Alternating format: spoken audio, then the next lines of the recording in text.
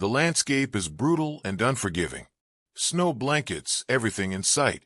Wind howls across endless grassland. The sun is just beginning to break the horizon, painting the sky in shades of orange and purple, but the cold is suffocating. A small figure moves through the snow, a young Sioux boy, no more than 12 years old, named Dakota. His name means friend to everyone, but today he is utterly alone. His clothing is worn and insufficient. His face is covered in frost, his lips blue, his fingers and toes numb beyond pain. He trudges forward mechanically, his breath forming clouds of ice in the air.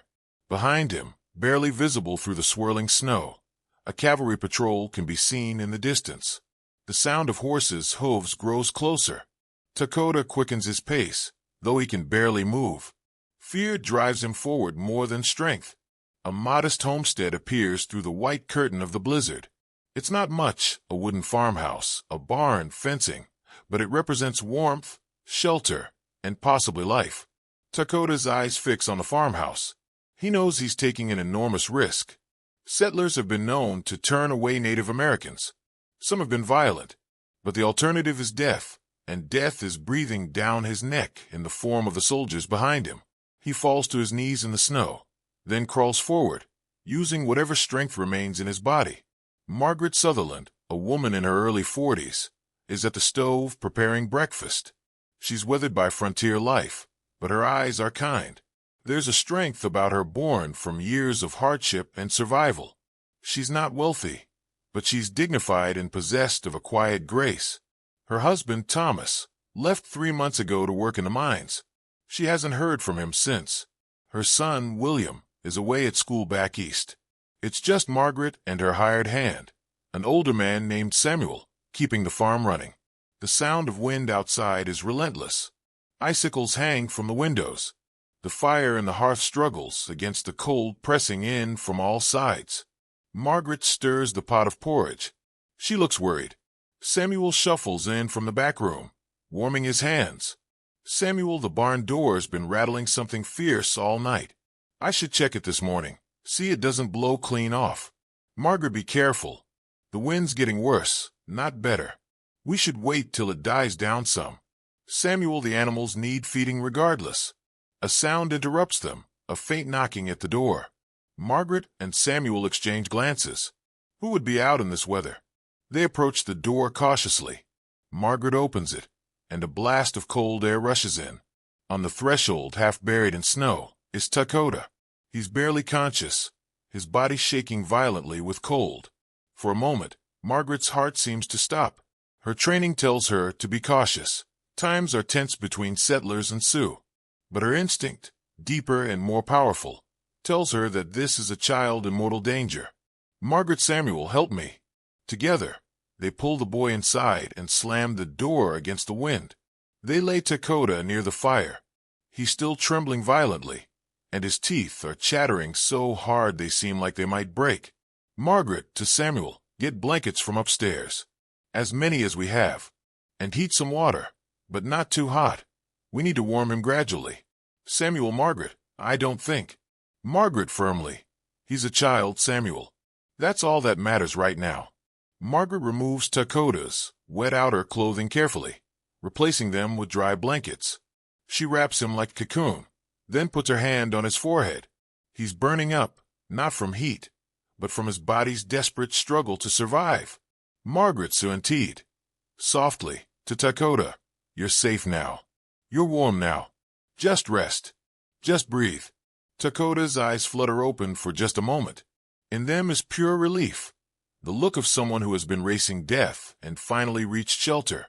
Over the next several hours, we see Margaret caring for Dakota. She brings him warm broth, which he drinks slowly.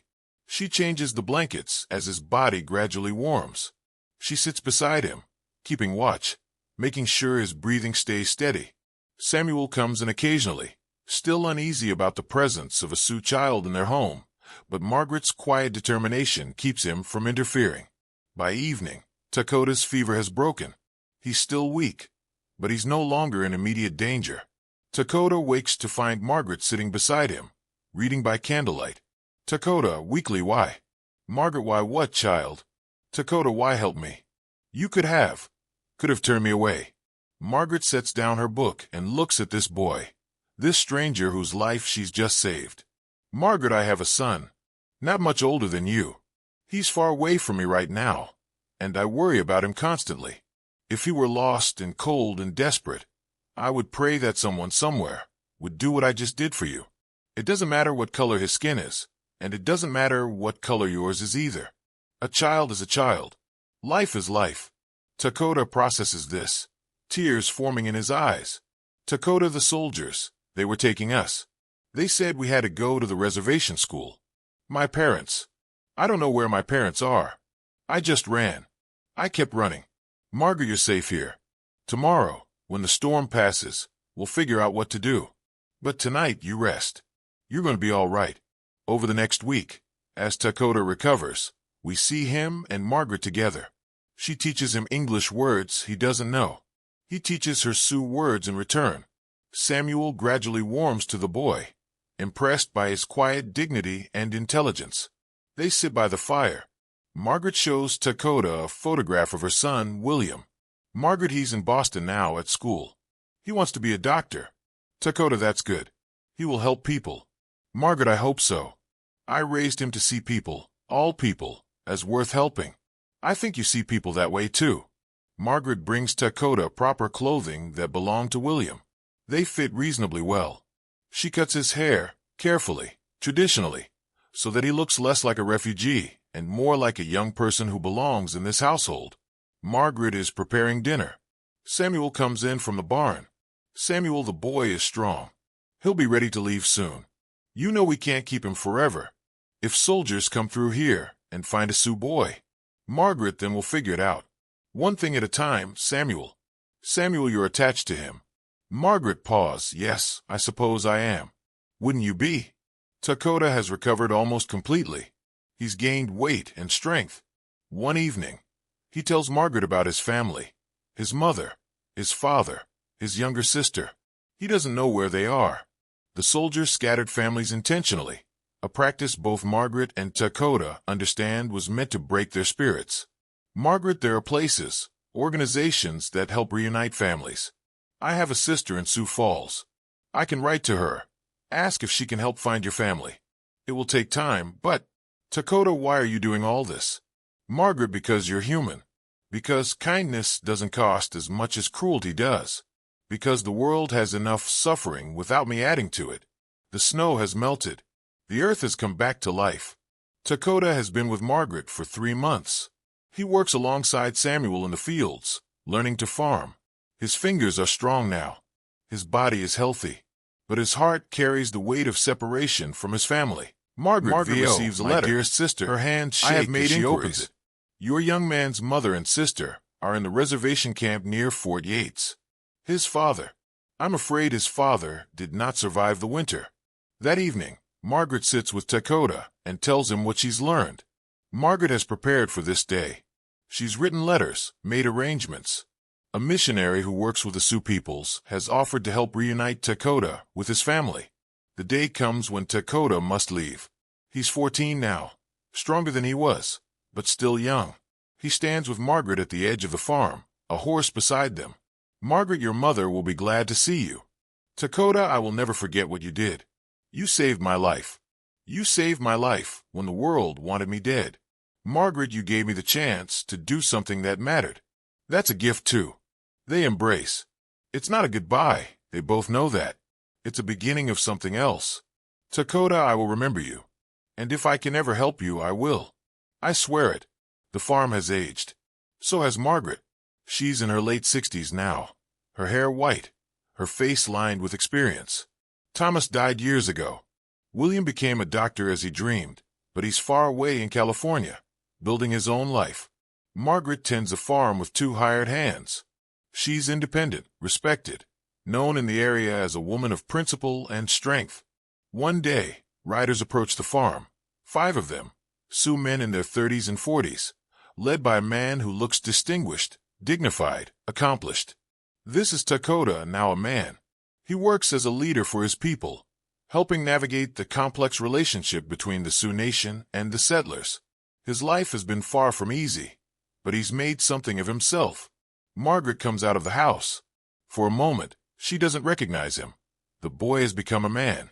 Then her eyes widen. Margaret Dakota?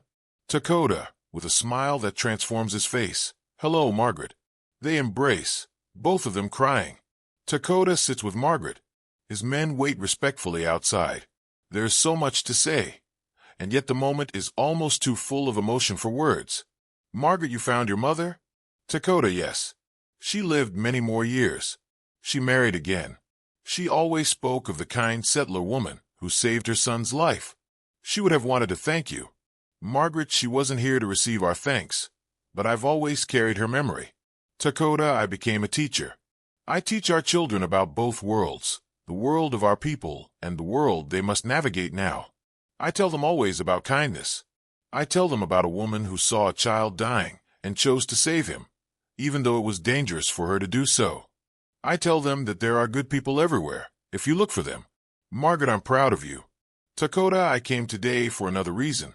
There have been tensions between the settlers and our people in this territory. There are men, settlers and Sioux both, who do not believe in peace. They have been watching your farm. They think a woman alone is vulnerable. There is talk of trouble.